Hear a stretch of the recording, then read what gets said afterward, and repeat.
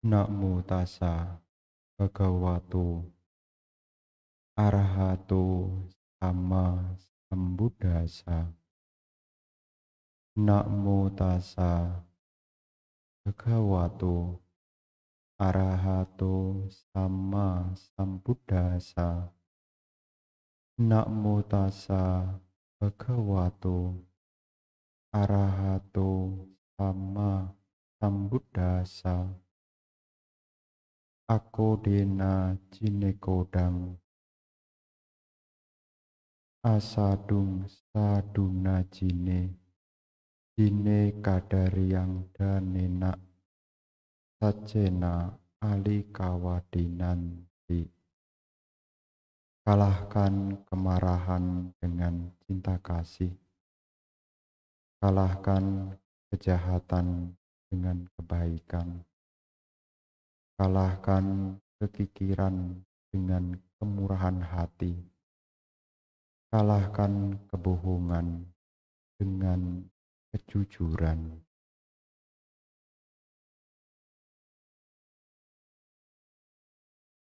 Para Bapak dan Ibu, saudara-saudari sekalian, selamat pagi, terpujilah Sang Buddha, Namo Buddhaya. Pada kesempatan yang baik pagi hari ini, kita bisa kembali bersama-sama melakukan puja kepada Tiratana, mengingat dan mengulang ajaran-ajaran luhur Sang Buddha, bermeditasi, serta sekarang Bapak dan Ibu untuk mendengarkan Dhamma, ajaran Sang Buddha. Bapak dan Ibu, saudara-saudari sekalian, tidak terasa kita sebentar lagi akan memasuki tahun baru, dan sekarang kita sudah berada di penghujung bulan, yakni saat ini sudah masuk di bulan Desember. Rasanya cepat sekali kalau kita pikir-pikir dan kita renung-renungkan. Tampaknya kita bisa dibilang tidak menyangka. Biasanya kita membuat harapan baru untuk mengisi tahun baru. Tidak terasa saat ini sudah di penghujung tahun. Saya ingat tahun yang lalu, bulan Desember ini ya agak ngeri-ngeri. Jadi gelombang yang pertama yang banyak sekali. Kemudian kita berharap semoga berlalu di tahun 2021 pandemiknya. Pandemiknya belum selesai, tapi tahunnya yang hampir selesai. Jadi di dalam kehidupan kita memang kita hidup bersama dengan waktu, agar kehidupan kita ini dapat kita jalani dengan baik. Maka penting sekali kita kembali untuk mencari tuntunan, mencari pedoman, agar kehidupan yang kita jalani ini tidak ada yang sia-sia. Karena di dalam Dhamma memang di dalam kehidupan ini tugas kita adalah meningkatkan kualitas diri. Ini adalah tugas kita. Jadi kita hidup secara Dhamma tidak lain adalah untuk meningkatkan kualitas diri. Mungkin di sebagian orang yang tidak belajar Dhamma punya asumsi bahwasanya hidup ini adalah menjadi orang kaya. Kita mempersiapkan anak-anak untuk jadi orang yang kaya. Apakah salah? Tentu tidak. Tetapi jangan sampai ada nilai luhur yang juga harus dimiliki. Yang penting sekali di dalam kehidupan kita, karena tidak serta-merta kecukupan materi ini menjadi yang utama. Karena seringkali kalau tidak disertai dengan kualitas yang luhur, batin yang luhur, kekayaan ini akan menjadi beban yang baru. Bukannya tidak boleh, Anda boleh memiliki kekayaan. Karena Anda sebagai perumah tangga memang ini adalah hal yang memang harus dimiliki. Guru Buddha menyebutnya ini sebagai salah satu sumber kebahagiaan yang disebut dengan ati suka. Bahagia karena memiliki. Tapi yang jadi problem, kalau tidak punya kebijaksanaan, kekayaan yang dimiliki ini bisa menjadi ya sumber masalah. Makanya kalau uang dipegang orang yang tidak punya moralitas, uang itu jadi masalah. Masalahnya di mana? Ya pelanggaran sila. Karena dengan adanya uang kalau tidak hati-hati, ini bisa menjerumus kepada hal-hal yang membawa kemunduran. Orang bisa minum minuman keras karena apa? Karena apa? Karena punya uang. Kalau tidak punya uang, boro-boro minum minuman keras. Beli beras saja susah. Kalau ditanya beras atau minuman keras, pasti beras. Karena susah. Tapi bagi orang yang tidak punya kesadaran, uang yang dimiliki yang sebagai sumber kehidupan, ini menjadi salah arah. Makanya kita belajar Dhamma ini sebagai hal yang membantu dan mendukung. Karena tinggal di kota besar, penting sekali kita tetap belajar Dhamma. Karena di kota besar seperti di Jakarta, ini rawan dengan kesenangan-kesenangan indria. Karena kalau di kota besar, apa ya yang tidak ada? Apa yang tidak ada kalau di kota besar? Semua ada. Dan anehnya di kota besar, apa-apa itu laku. Yang tidak laku jadi laku. Makanya di dalam kehidupan saat yang kita jalani saat ini, penting sekali Bapak Ibu. Apalagi di penghujung tahun seperti ini. Kita renungkan kembali. Batin kita ini sudah berkualitas atau belum? Kita sudah meningkatkan kualitas batin kita belum? Memang apa Bante? Seperti tadi yang saya ambil di dalam syair Dhammapada. Hal yang seringkali menjadi masalah bersama adalah kemarahan. Ini masalah bersama. Orang punya uang juga bisa marah. Orang tidak punya uang lebih marah lagi. Dan ini menjadi permasalahan bersama. Karena dari beberapa tempat tidak ada satupun orang yang senang dengan kemarahan. Ibu-ibu, ini sudah di penghujung tahun. Ibu-ibu masih sering marah-marah enggak? Bapak, ini sudah di penghujung tahun. Masih suka marah-marah enggak? Loh memang kenapa Bante? Masalahnya bukan masalah boleh atau tidak boleh. Masalahnya ini adalah barang yang tidak berguna. Kalau ibu bapak punya barang yang tidak berguna, kira-kira disimpan atau diganti? Kalau tidak berguna, kira-kira disimpan atau diganti dengan yang lain? Diganti dengan yang lain. Ini menjadi problem bersama. Dan ini penting. Kenapa Bante berulang-ulang mengatakan ini? Karena seringkali saya dapat laporan. Bante, itu sudah sering loh Bante ikut meditasi. Kadang-kadang saya juga ikut tersinggung juga sedikit, tapi Bante dia itu sudah sering loh Bante ikut meditasi. Kemudian dia juga rajin ke wihara. Terus, tapi Bante kalau ada salah sedikit, marahnya itu berhari-hari. Bapak Ibu boleh enggak marah? Boleh enggak marah? Boleh. Asal ditata. Ditata. Tahu tempat, tahu nada. Karena kalau tidak tahu tempat, tidak tahu nada, nanti tidak ada orang suka dengan kita. Siapa sih yang mau bergaul dengan orang yang marah? Siapa yang mau? Oh Bante, saya senang sekali sama dia. Kenapa? Oh, suaranya itu Bante kalau marah itu merdu sekali.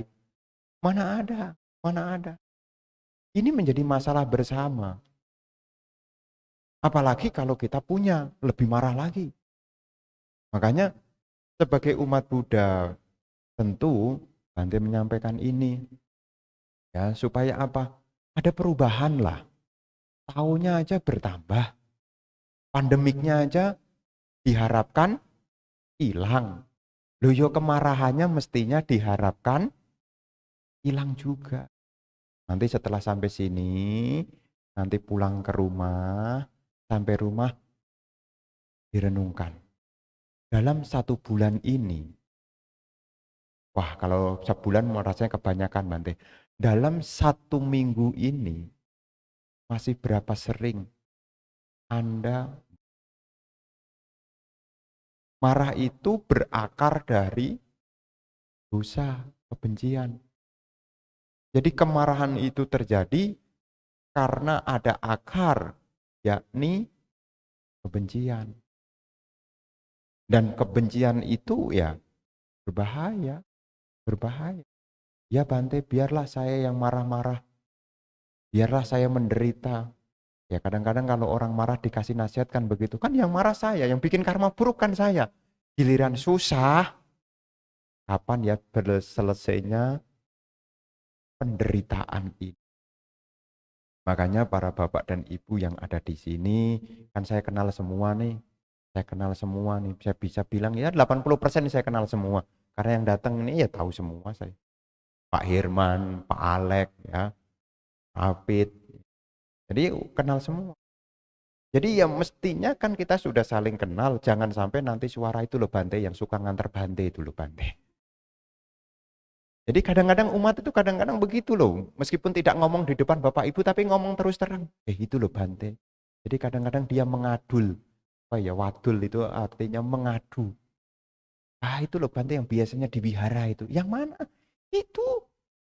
Yang mana? Itu yang sebelahnya itu. Yang biasanya itu yang duduk di situ itu. Nah kadang-kadang saya pun padahal saya sering kali ke situ. Waduh, mestinya ini ya ada perubahan lah. Ada perubahan. Ya, Guru Buddha menyampaikan ako dena jine kodang. Kalahkan kemarahan dengan cinta kasih. Artinya apa? Kalau kita melihat ada hal yang membuat kita marah, cobalah lihatlah sisi baik dari orang lain. Kalau Anda melihat sisi baik dari orang lain, Anda tidak jadi marah. Kalaupun marah, Anda sadar marah itu, kemudian Anda tidak melanjutkan kemarahan itu. Jadi kalau ada hal yang kurang berkenan, ya namanya orang hidup ini, ya jangan hanya dilihat kurangnya. Saya kalau ketemu orang beberapa hari belakangan ini, saya berusaha untuk melihat kelebihannya. Saya ke rumah orang, kemudian saya lihat apa kelebihannya. Oh, orang ini punya kelebihan, pinter sih tidak, hanya tekun aja, ulet. Jadi setiap orang ini punya kelebihan masing-masing. Dan saya ketika ketemu, saya juga meniru kelebihannya. Karena kalau dilihat kekurangannya ya banyak kurang. Namanya orang hidup lebih dan kurang tergantung. Tapi penting sekali supaya kita tidak menjadi orang yang mudah marah. Cobalah kita melihat kelebihannya, melihat kebaikannya. Ibu-ibu, bapak-bapak tidak akan jadi marah-marah. Kalau ibu-ibu, bapak-bapak melihat kelebihannya. Mau marah sama suaminya, suaminya punya kelebihan, tidak jadi marah. Yang bikin tambah marah itu kalau melihat kekurangannya. Sudah ngeyel, keras kepala, kalau dikasih tahu ngajak berantem. Kalau makin dilihat kekurangannya, makin jadilah permasalahannya. Karena kita belajar Dhamma Bapak dan Ibu bukan untuk mengubah orang lain. Kita belajar Dhamma adalah untuk mengubah diri kita sendiri. Makanya sebisa mungkin ya setelah belajar Dhamma, ya kita tidak menunjuk orang lain, tapi kita menunjuk ke diri sendiri. Ketika membaca syair Dhammapada, kita kembali merefleksikan ke dalam diri. Oh, Guru Buddha menyampaikan, kalahkan kemarahan dengan cinta kasih. Jadi sebisa mungkin dalam waktu keseharian mana yang mestinya diingat? Cinta kasihnya. Makanya awal hari kembangkanlah cinta kasih, siang hari kembangkanlah cinta kasih, malam hari dikembangkan cinta kasih. Jadi yang dikembangkan bukan hanya belanjaannya saja, tapi yang dikembangkan juga pikirannya yang disertai dengan cinta kasih. Ini penting sekali, karena kadang-kadang kita hanya menyampaikan semoga semakhluk berbahagia, ini hanya satu sesi meditasi.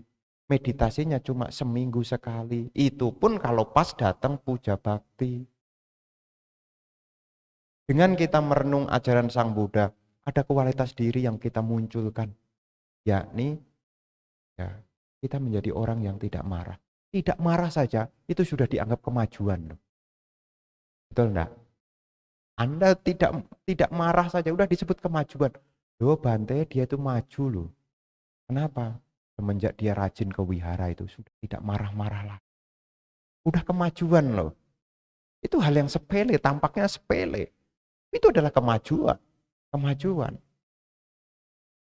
Jadi di sini hal yang pertama yang Guru Buddha sampaikan kepada kita di dalam syair Dhammapada tadi, kita berlatih untuk meninggalkan kemarahan dengan menggantikannya dengan mengembangkan cinta kasih. Kemudian yang kedua, kita diingatkan untuk meninggalkan kejahatan dengan kebaikan. Kita ini masih punya akar. Akar-akar buruk itu masih ada. Ya, akar-akar buruk itu masih ada. Jadi kita tidak benci dengan keburukan, tapi kita mengganti keburukan itu dengan kebaikan.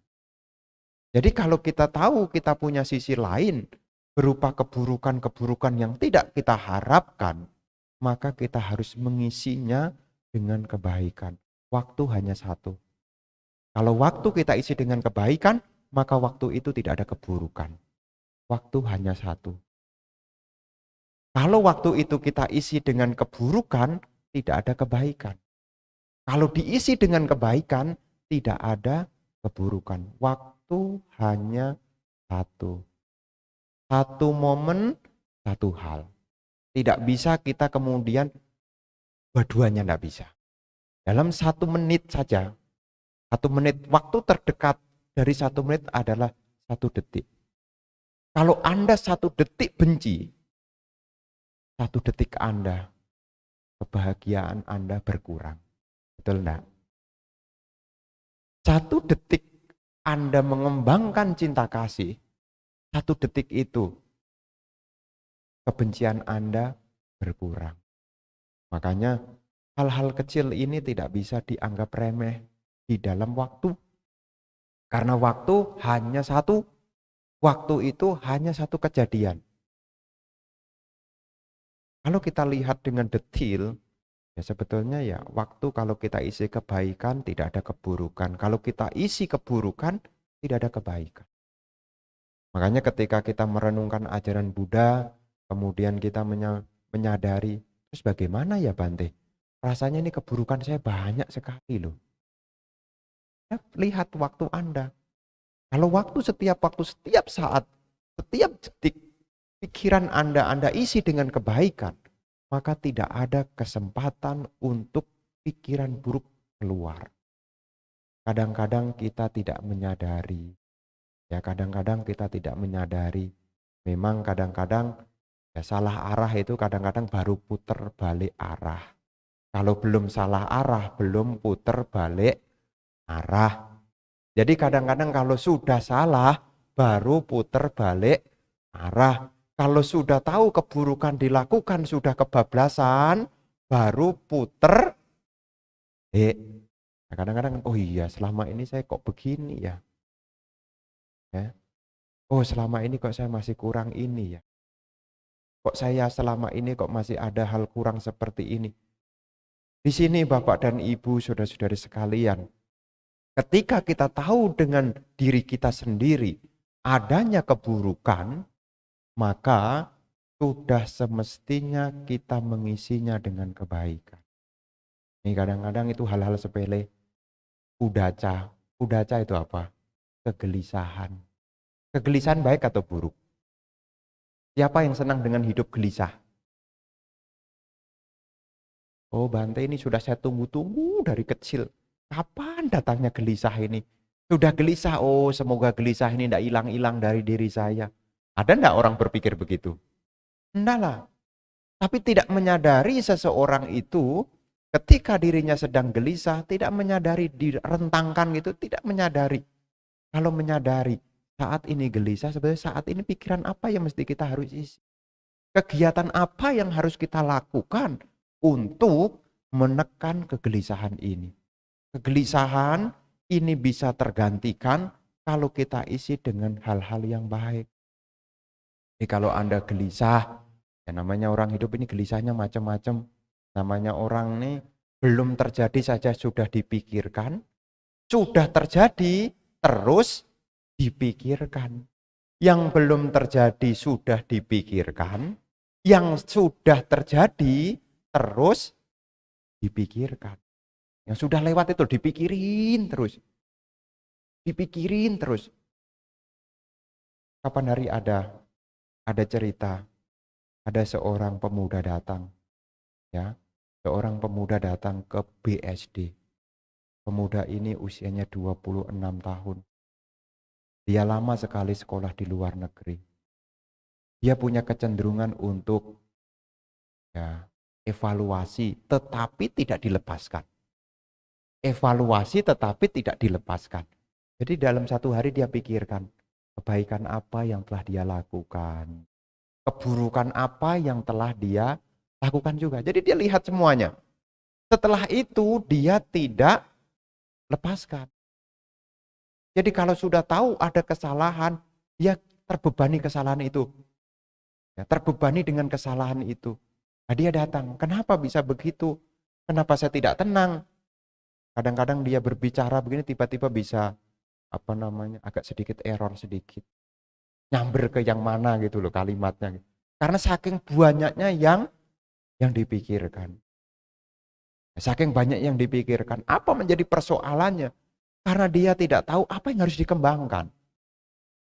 Makanya kalau ada hal-hal yang tidak berkenan di dalam kehidupan kita, isi satu momen itu isi dengan kebaikan. Apakah dengan tindakan baik, apakah dengan berharap-harapan baik. Jangan sampai kita dikuasai oleh hal yang tidak menyenangkan. Kalau tidak menyenangkan itu 1 menit mengambil waktu kita, 1 menit kita kehilangan momen baik. Jangan pelihara keburukan. Setelah kenal, segeralah ditinggalkan. Guru Buddha menyampaikan, kalahkan kejahatan dengan kebaikan. Jadi kalau ada kejahatan, kita tidak benci dengan kejahatan, tapi kita menggantinya dari kejahatan menjadi kebaikan. Dan yang selanjutnya Guru Buddha juga menyampaikan kepada kita agar kita meninggalkan kekikiran dengan kemurahan hati. Ya, kekikiran dengan kemurahan hati. Tentu urusan kekikiran ini si umat Buddha tidak usah diragukan lah. Urusan ini tidak usah diragukan. Ya. Tetapi ini juga penting juga sebagai pedoman juga. Jadi supaya lengkap kita meninggalkan kemarahan dengan cinta kasih, kita meninggalkan keburukan dengan kebaikan, kita meninggalkan kekikiran dengan kemurahan hati. Jadi ini satu keberuntungan bagi kita yang mengenal Dhamma, kita bisa evaluasi mana yang mestinya kita tinggalkan dan mana yang semestinya kita kembangkan. Banyak Bapak dan Ibu setiap kali kita belajar Dhamma seperti ini, ya mengingat nilai-nilai luhur ajaran Sang Buddha. Jadi kita ingat kembali ajaran luhur Sang Buddha sebagai sarana untuk memperbaiki. Bukan hanya kekayaannya bertambah, bukan hanya materinya bertambah, tapi juga kualitas batinnya juga bertambah. Jadi para Bapak dan Ibu, saudara-saudari sekalian, jadi yang ketiga di sini, ya kita diingatkan untuk apa? Ya meninggalkan kekikiran. Jadi ada sebab-sebab kenapa kekikiran ini perlu ditinggalkan. Karena kekikiran ini adalah noda batin, yakni sulit untuk berbagi. Kalau kita sulit berbagi, maka kita tidak menerima. Padahal dalam hidup ini masih panjang dan jauh. Kita masih membutuhkan sarana-sarana, ya, masih mengharapkan hal-hal yang kita butuhkan. Supaya apa yang kita butuhkan ini bisa tercukupi, maka kita juga perlu menanam kebaikan dari praktek kemurahan hati. Siapa yang memberi, dia akan mendapat. Siapa yang memberi makan, dia tidak akan kelaparan. Jadi ketika kita praktek dhamma, itu bukan semata-mata membuat orang lain bahagia, tapi sesungguhnya adalah untuk diri kita sendiri. Makanya di dalam kehidupan kita renungkan, oh hari ini saya beruntung Bante. Beruntungnya apa? Hari ini saya bisa berbagi. Ini patut disyukuri, ya. Perlu diingat juga, ya. Kalau Anda berbuat baik, boleh tidak diingat? Boleh tidak diingat? Kalau berbuat baik, boleh tidak diingat? Ya boleh saja, ya, boleh saja. Daripada tetangga yang menyebalkan diingat, lebih baik kebaikanlah yang harus diingat. Jadi kalau kita berbuat baik, ya bagus sekali kalau kita bisa mengingat, ini menjadi kesadaran yang baik. Karena ada orang yang berkata, ya Bante, berbuat baik ya tidak usah diingat-ingat.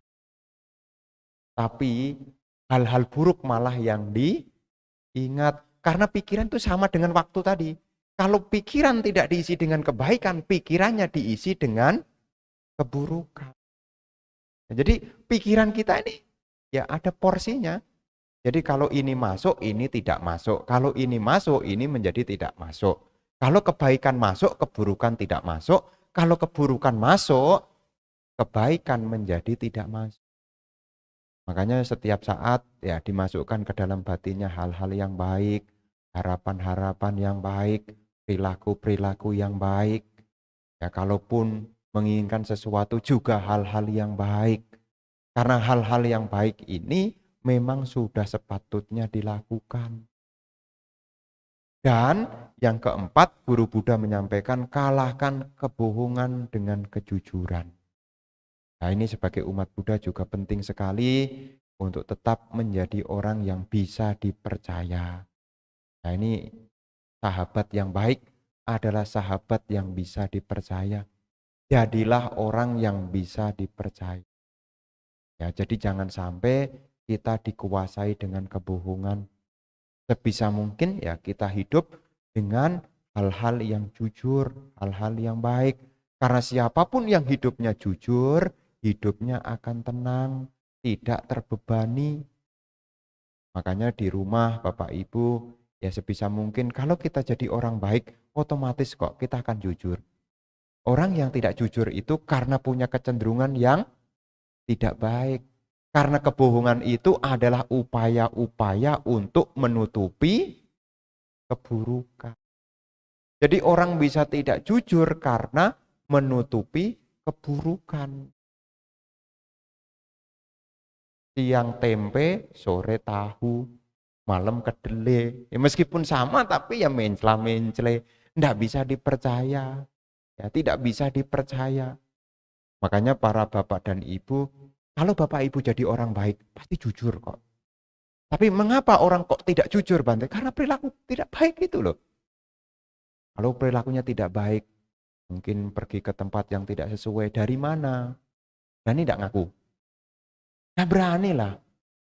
Mungkin ya bapak-bapak nih kadang-kadang, ya saya kenal beberapa itu, ya kadang-kadang pergi ke tempat yang tidak sesuai. Meskipun sudah jadi umat Buddha, ya kadang-kadang pengaruh teman itu juga berpengaruh juga. Dari mana? Bisnis, Bante. Ya, bisnis. Jadi ceritanya bisnis. Tapi bukan bisnis beneran, itu cuma kata-kata. Dia berbohong. Kenapa berbohong? Nutupi keburukan. Anda kalau sudah jadi baik, orang baik tidak mungkin berbohong. Bagaimana bohong jadi orang baik kok? Anda dari mana? Dari wihara. Mana kebohongannya? Malu enggak? Enggak lah. Coba kalau dari klub. Dari mana? Dari rumah teman. Ya, bisa berbohong. Jadi orang berbohong karena menutupi keburukan. Jadi sebisa mungkin kalau kita jadi orang baik otomatis kok kita juga menjadi orang yang jujur, orang yang bisa dipercaya dan ini adalah hal yang langka. Orang jujur, orang bisa dipercaya ini adalah orang yang langka. Makanya kualitas batin berupa kejujuran ini juga hendaknya perlu dimiliki oleh perumah tangga. Karena perumah tangga ini hidup bersama dengan kepercayaan. Kalau orang sudah tidak bisa dipercaya, rezeki mampet dan seret. Kenapa? Ya tidak bisa dipercaya kok.